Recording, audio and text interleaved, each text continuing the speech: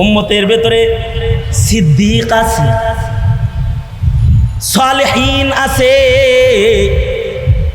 উম্মতের ভিতরে নেককার আছে, উম্মতের ভিতরে ওয়ালায়াত ইয়াফতা আছে, উম্মতের ভিতরে শহীদ আছে। সবচেয়ে বেশি উম্মতের ভিতরে সিদ্দিক আছে, সিদ্দিক। আবার সিদ্দিকের ভিতরে বড় সিদ্দিক যে সে এই উম্মতের ভিতরে আছে সিদ্দিকে আকবর, আবু বকর এই উম্মতের ভিতরে আছে, যাকে আল্লাহর জান্নাতের ৮ দরওয়াজা ডাকবে।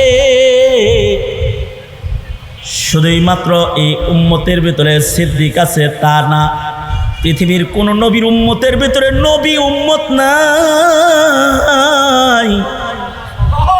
এটা সাইয়্যিদুল মুরসালিন নবীর শান, যে সাইয়্যিদুল মুরসালিন পয়গম্বর, তোমার আমার নবী, বিশ্ব নবী, বিশ্ব মানবতার নবী, সরওয়ারে দু আলম নবী মুহাম্মাদুর রাসূলুল্লাহ সাল্লাল্লাহু আলাইহি ওয়াসাল্লামের উম্মতের ভেতরে শুধুমাত্র সালেহীন, শুধুমাত্র সিদ্দিকিন, শুধুমাত্র শুহাদা, এরাই খালি নাই, নবীও আছে, নবীও আছে, নবী উম্মত আছে। আল্লাহু আকবার, নবী উম্মত আছে, নবী উম্মত।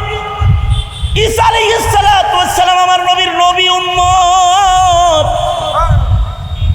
যদি কিলা বাযুম মিনাল উলামার ওই মত ধরি যে খিজির নবী ছিলেন, যদি ধরি, আর যদি ওই সকল হাদিস কেউ বিশুদ্ধ বলি যে খিজির লম্বা হায়াত পাইছে, তাইলে আমার নবীর উম্মতের ভিতরে খিজিরও আছে। হযরত আবু বকর ওমর থেকে এমন রিওয়ায়াত পাওয়া যায় যে হযরত খিজির নবীর জানাজা পড়েছে। আমার নবীর উম্মতের ভিতরে খিজির আলাইহিস সালাম আছে। যদি কেউ বলে তিনি নবী, তাহলে নবী আছে। যদি বলে না তিনি নবীও না, তিনি আলাদা আল্লাহ পাকের খাস বান্দা, তাহলে আলাদা খাস বান্দা নবীর উম্মত আছে। যদি বলি লম্বা হায়াত আছে ওনার, তাহলে খিজির নবীর উম্মত হিসাবে হাসরের মাঠে দাঁড়াতে হবে। কারণ মুসা নবীও যদি বাঁচা থাকতো এখন, তাহলে আল্লাহর রাসূল বলেন লাউ কানা মুসা হাইয়ান, নবী মুসা যদি এখন জীবিত থাকতো তাহলে আমার ইত্তেবা করত। আর ঈসা আলাইহিস সালাতু ওয়াস সালাম পূর্বে কিয়ামতে পৃথিবীর মাটিতে আসবে, নবী হয়ে না, উম্মত হয়ে আসবে। উম্মতের মর্যাদা গ্রহণ করার জন্য আসবে। এটা বিশ্বনবী মুহাম্মাদুর রাসূলুল্লাহ সাল্লাল্লাহু আলাইহি সাল্লামের শান। আর নবীর সবচেয়ে বড় শান হলো খাতামুন নবিয়্যিন। আল্লাহ বলেন মা কানা মুহাম্মাদুন আবা আহাদিম মির রিজালিকুম ওয়ালাকির রাসূলুল্লাহি ওয়া খাতামান নবিয়্যিন। আমার নবীকে আল্লাহ তাআলা খাতামুন নবিয়্যিন বলছেন। তাফসিরুল কোরআন বিল হাদিস, আল্লাহর রাসূল বলেন লাউ কানা বাদি নাবিয়্যুন লাকানা উমর। তাফসিরুল কোরআন বিল হাদিস, আল্লাহর রাসূল বলেন আনা খাতামুন নাবিয়্যিন লা নাবিয়্যা বাদি। তাশরিহুল হাদিস বিল হাদিস, লাউ কানা বাদি নাবিয়্যুন লাকানা উমর। যদি আমার পরে নবী হইতো কেউ, তাইলে ওমর হইতো। তার মানে আমার পরে কিয়ামত পর্যন্ত আর নবী নাই। নবীর দরওয়াজা আমাদের নবীর আগমনের মাধ্যমে বন্ধ হয়ে গেছে।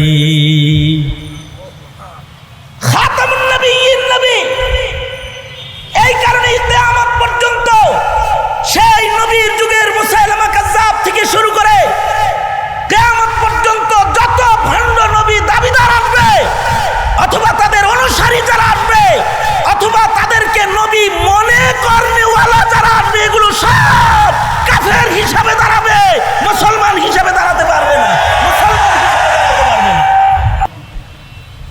হাসরের মাঠে ১৬ লাখ নবীর ভেতরে সব নবীর মর্যাদা একরকম না। কিছু নবী দাঁড়াবে তার উম্মত 2 জন, কিছু নবী দাঁড়াবে তার উম্মত 4 জন, 6 জন, 8 জন, 11 জন, 17 জন। আর কিছু নবী এমনও দাঁড়াবে যাদের একজন উম্মত নাই, উম্মত ছাড়া নবী। তাই বলে কি এই নবীর মূল্য কম? এই নবীর মর্যাদা যে পর্যন্ত পর্যন্ত আছে, যার একজন উম্মত নাই। সারা দুনিয়ার উম্মত মিলেও ওই নবীর কাছে যাইতে পারবে না। সারা দুনিয়ার সিদ্দিক, সুহাদা, সালিহিন সব পাটলে ওই নবীর শান মতো জায়গায় পৌঁছতে পারবে না।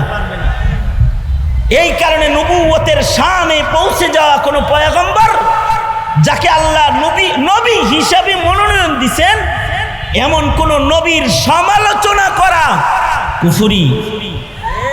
যদি বলে একজন উম্মত যেহেতু নাই, তাহলে হামা বাল্লাগতা রিসালাতাহু, তাইলে মনে হয় ওই আয়াতের তরজমায় হেনে যায় লাগবো যে হেরা মনে হয় তবলিগ ঠিক মতো করে নাই, এই জন্য উম্মত হয় নাই। না, বোকা, তবলিগ করছে, কিন্তু সব নবীর এক বানায় দিলে তো হাবিবুল্লাহর দাম বোঝা যায় না। এ কারণে মারাতিব করা লাগছে। আল্লাহর শান এটা, ফাদ্দালনা বা'দাকুম আলা বা'দ। আল্লাহ তাআলা একের আরেকের উপরে প্রাধান্য দেখান, বুঝান। এটা বুঝাইবেন কেমনে? নিজের হাবিবের মর্যাদা বুঝাইতে যায় নবীদের জামাতেরও কিছু নবীরে উম্মত ছাড়াও রাখছেন। তিনি যার সাথে হাবিবুল্লাহ সম্পর্ক করছেন তার শান স্পষ্ট করতে হবে। এ কারণে কিছু নবী উম্মত ছাড়াও আছে। আর উম্মতের দিক দিয়ে নবীর মর্যাদা বাড়াইতে হবে। এ কারণে সবচেয়ে ময়দানে মাহশারে বেশি উম্মত নিয়ে গর্ব ফখর সহকারে যিনি আল্লাহর আদালতে নবীদের জামাতের ভেতরে ইমানদারের সংখ্যা নিয়ে আল্লাহর সামনে দাঁড়ায় বলবে, আল্লাহ এগুলো সব তোমার বান্দা। সবচেয়ে বড় দল নিয়ে যে আল্লাহর আদালতে দাঁড়াইবেন তিনিই হলেন আপনার আমার নবী মুহাম্মদুর রাসূলুল্লাহ সাল্লাল্লাহু আলাইহি ওয়াসাল্লাম। আশ্চর্য বিষয় হলো আমাদের নবীর উম্মত আর অন্য নবীর উম্মতের ভিতরে কিছু ব্যবধান। ওই যে হাদিসে আছে আল্লাহর রাসূল বলেন, আমি শ্রেষ্ঠ নবী, তোমরা শ্রেষ্ঠ উম্মত। আল্লাহ তাআলা বলেছেন, কুনতুম খায়রা উম্মাতিন, তোমরা শ্রেষ্ঠ উম্মত। আল্লাহ বলেন, আল্লাহর রাসূল বলেন, আমি শ্রেষ্ঠ নবী, তোমরা শ্রেষ্ঠ উম্মত। আমি সবচেয়ে ভালো নবী, তোমরা সবচেয়ে ভালো উম্মত। আমরা যে সবচেয়ে ভালো উম্মত মুহাম্মদুর রাসূলুল্লাহ সাল্লাল্লাহু আলাইহি ওয়াসাল্লামের উম্মত যে সবচেয়ে ভালো উম্মত, এজন্য এই উম্মতের কোয়ালিটি ভালো। শুধু কোয়ান্টিটি না, কোয়ালিটিও ভালো। কোয়ান্টিটিও এই উম্মতের সবচেয়ে বেশি। যত আছে অত উম্মত কোনো নবীর নাই। আর কোয়ালিটিগত উম্মতের কোয়ালিটি কেমন? যে উম্মতের ভেতরে অলি আছে, উম্মতের ভেতরে শহীদ আছে, উম্মতের ভেতরে সিদ্দিক আছে, সালেহীন আছে, উম্মতের ভিতরে নেককার আছে, উম্মতের ভিতরে ওয়ালায়াত ইয়াফতা আছে, উম্মতের ভিতরে শহীদ আছে। সবচেয়ে বেশি সবচেয়ে বেশি সবচেয়ে বেশি উম্মতের ভিতরে সিদ্দিক আছে, সিদ্দিক। আবার সিদ্দিকের ভিতরে বড় সিদ্দিক যে সে এই উম্মতের ভিতরে আছে সিদ্দিক আকবর, আবু বকর এই উম্মতের ভিতরে আছে, যাকে আল্লাহর জান্নাতের ৮ দরওয়াজা ডাকবে। শুধুই মাত্র এই উম্মতের ভিতরে সিদ্দিক আছে তা না, পৃথিবীর কোন নবীর উম্মতের ভিতরে নবী উম্মত নাই। এটা সাইয়্যিদুল মুরসালিন নবীর শান, যে সাইয়্যিদুল মুরসালিন পয়গম্বর, তোমার আমার নবী, বিশ্ব নবী, বিশ্ব মানবতার নবী, সরওয়ারে দু আলম নবী মুহাম্মদুর রাসূলুল্লাহ সাল্লাল্লাহু আলাইহি ওয়াসাল্লামের উম্মতের ভেতরে শুধুমাত্র সালেহীন, শুধুমাত্র সিদ্দিকিন, শুধুমাত্র সুহাদা এরাই খালি নাই, নবীও আছে, নবীও আছে, নবী উম্মত আছে। আল্লাহু আকবার, নবী উম্মত আছে, নবী উম্মত। ঈসা আলাইহিস সালাতু ওয়াস সালাম আমার নবীর নবী উম্মত। যদি কিলা বাযুম মিনাল উলামার ওই মত ধরি যে খিজির নবী ছিলেন, যদি ধরি, আর যদি ওই সকল হাদিস কেউ বিশুদ্ধ বলি যে খিজির লম্বা হায়াত পাইছে, তাইলে আমার নবীর উম্মতের ভিতরে খিজিরও আছে। হযরত আবু বকর ওমর থেকে এমন রিওয়ায়াত পাওয়া যায় যে হযরত খিজির নবীর জানাজা পড়েছে। আমার নবীর উম্মতের ভিতরে খিজির আলাইহিস সালাম আছে। যদি কেউ বলে তিনি নবী, তাহলে নবী আছে। যদি বলে না তিনি নবীও না, তিনি আলাদা আল্লাহ পাকের খাস বান্দা, তাহলে আলাদা খাস বান্দা নবীর উম্মত আছে। যদি বলি লম্বা হায়াত আছে ওনার, তাহলে খিজির নবীর উম্মত হিসাবে হাসরের মাঠে দাঁড়াতে হবে। কারণ মুসা নবীও যদি বাঁচা থাকতো এখন, তাহলে আল্লাহর রাসূল বলেন লাউ কানা মুসা হাইয়ান, নবী মুসা যদি এখন জীবিত থাকতো তাহলে আমার ইত্তবা করতো। আর ঈসা আলাইহিস সালাতু ওয়াস সালাম পূর্বে কিয়ামতে পৃথিবীর মাটিতে আসবে, নবী হয়ে না উম্মত হয়ে আসবে। উম্মতের মর্যাদা গ্রহণ করার জন্য আসবে। এটা বিশ্বনবী মুহাম্মদুর রাসূলুল্লাহ সাল্লাল্লাহু আলাইহি সাল্লামের শান। আর নবীর সবচেয়ে বড় শান হলো খাতামুন নবিয়্যিন। আল্লাহ বলেন মা কানা মুহাম্মাদুন আবা আহাদিম মির রিজালিকুম ওয়ালাকিন রাসূলুল্লাহি ওয়া খাতামান নবিয়্যিন। আমার নবীকে আল্লাহ তাআলা খাতামুন নবিয়্যিন বলছেন। তাফসিরুল কোরআন বিল হাদিস, আল্লাহর রাসূল বলেন লাউ কানা বাদি নাবিয়্যুন লাকানা উমর।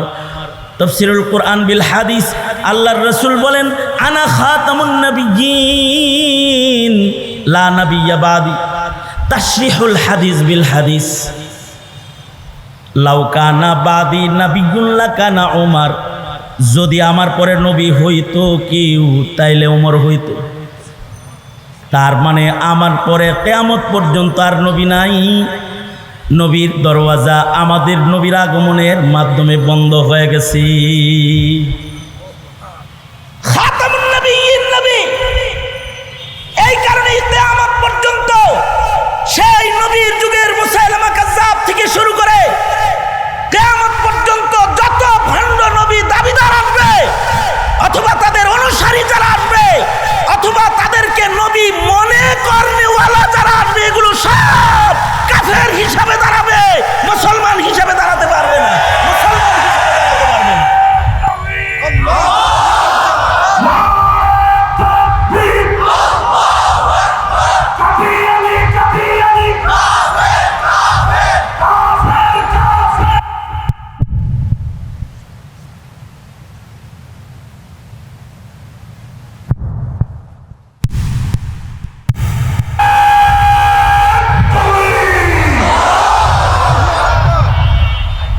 নবীর শান তো বলতেই হয়, উম্মতের শান বললে নবীর শান আরো স্পষ্ট হয়।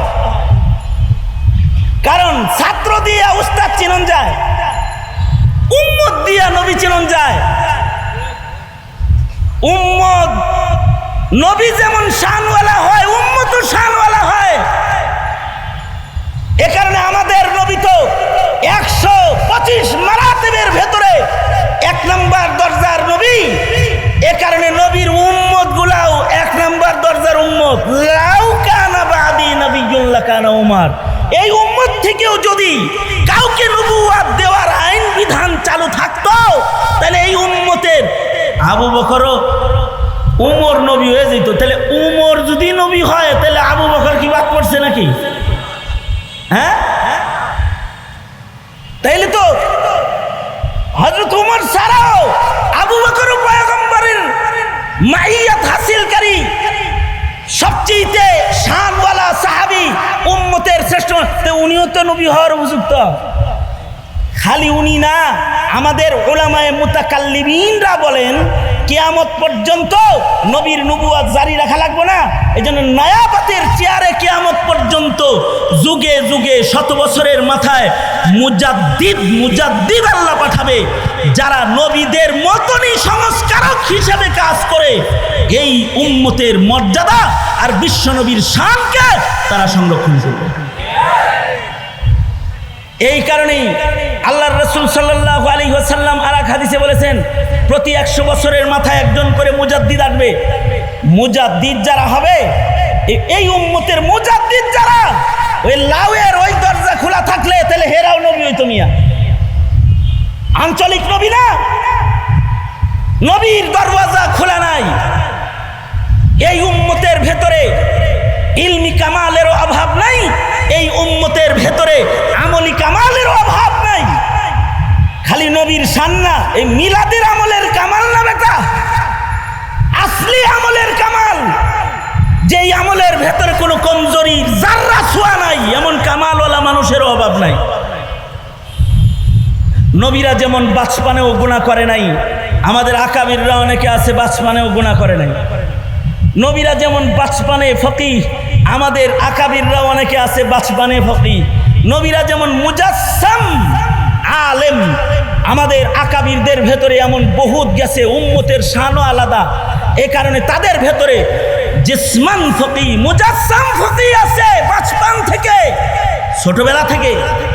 যেমন মাসাল তু মাসালান ইমামে আজম আবু হানিফা রহমতুল্লাহ আলাইহি, তিনটা হাদিস মুখস্থ করে ইমামে আজম আবু হানিফার সমালোচনা করো, দাঁত ফেলা দেওয়া দরকার সবগুলো, দাঁত ফেলা দেওয়া দরকার। আবু হানিফা কে চিনস? আবু হানিফা হলো ছোটবেলা থেকেই ফকিহ, এই বাচ্চা বয়স থেকে ফকিহ। ইলমি মাকাম কোন জায়গায়? ইলমি মাকাম তো ইমামে আজম আবু হানিফার ওই জায়গায় কিয়ামত পর্যন্ত আনেওয়ালা যত ফকিহ দুনিয়াতে আসবে, অথবা পূর্বের যুগেও যারা মুজতাহিদে মুতলাক ফকিহ যারা ছিলেন, এদের বাজার যখন ছিল পৃথিবীটা, যে মুজতাহিদের অভাব নাই, ঘরে ঘরে মুজতাহিদ, ওই বাজারে সারা দুনিয়ার সব মুজতাহিদিনদেরকে বাচ্চা বাচ্চা লাগতো। আর তাদের মোকাবেলায় ইমামে আবু হানিফাকে তাকায় দেখলে বাদশাহ বাদশাহ লাগতো।